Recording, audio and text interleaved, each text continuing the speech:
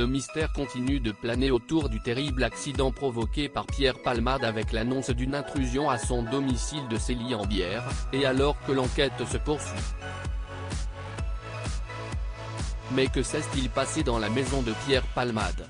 Selon les premières informations récoltées par la presse et les enquêteurs, le comédien aurait fait la fête durant plus de 24 heures avec des amis.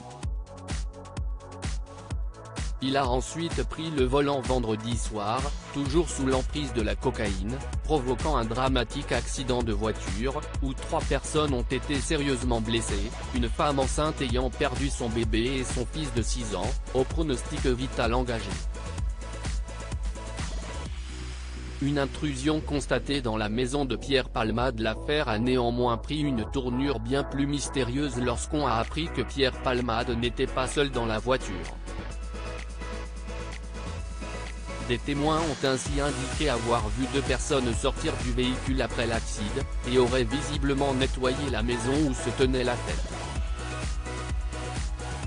Le comédien n'étant pas encore en mesure de répondre aux questions, bien qu'il soit sorti de réanimation plus tôt dans la journée, les enquêteurs cherchent donc à comprendre qui sont ces individus, qui pourraient être poursuivis pour non-assistance à personne en danger.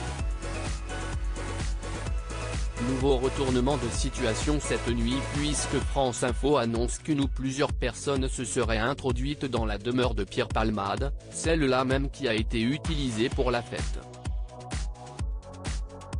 L'alarme se serait déclenchée vers 1h30 du matin dans la nuit de lundi à mardi au sein d'une dépendance aménagée en bureau, alertant les autorités.